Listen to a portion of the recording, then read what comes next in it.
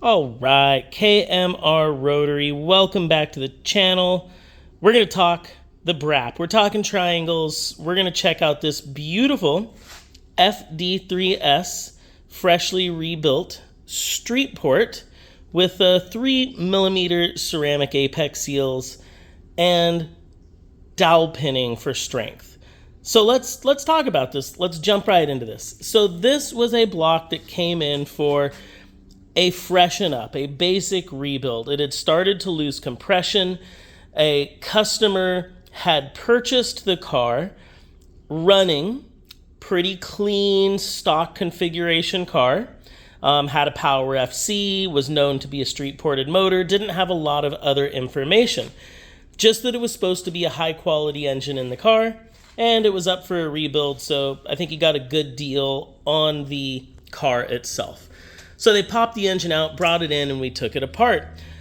Amazingly enough, this engine had some pretty substantial internals in it. Now, this isn't exactly the way I would go about a build at this current time. I think I talk about it quite often. I would prefer studding over doweling, but because this block was in good conditions and it had some great machine work and great components already in it, we were able to basically do a general rebuild, replace all of your moving parts and sealing parts on the rotors, lap the side housings, new bearings, get it back together. Pretty amazing. Didn't even replace the rotor housings. Now, interestingly on this motor, I think whoever put it together, they wanted a bulletproof block, but this I think was built before we had a lot of what we have today. ECU technology, tuning technology has improved a lot. The computers and software we're dealing with are definitely improved. You also have apex seal technology, which has improved a lot.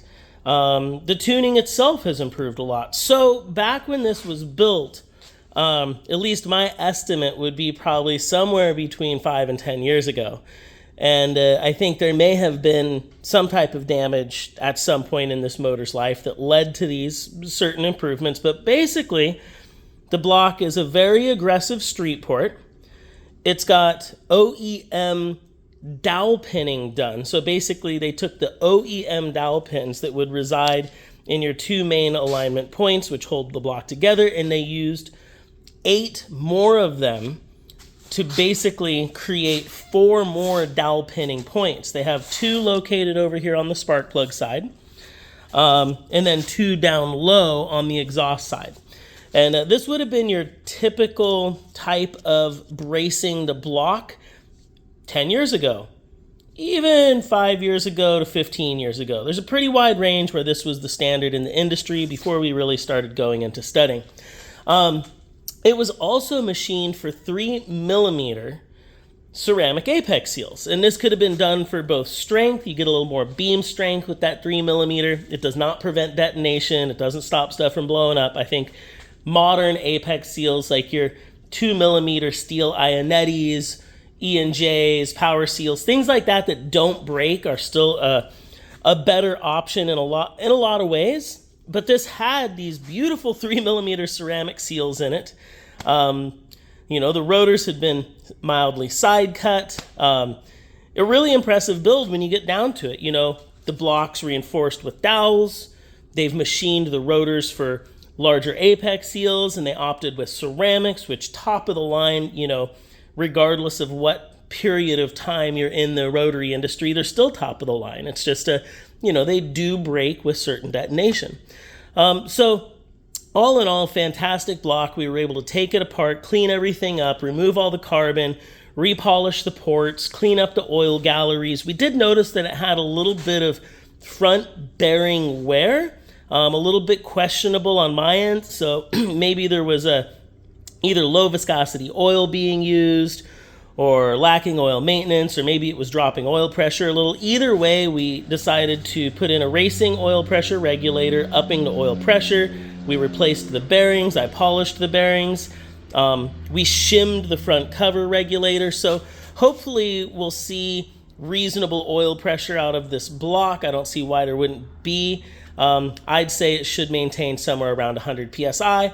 And because this is an aggressive street port, I know the owner, he's going to drive it aggressively. I want to see good oil pressure behind this block because it is built to be driven. This is definitely a block that can take some boost. It can take some abuse. You still got to be careful of those ceramics. You don't want to detonate. So fuel delivery, timing, ignition is going to be exceptionally important.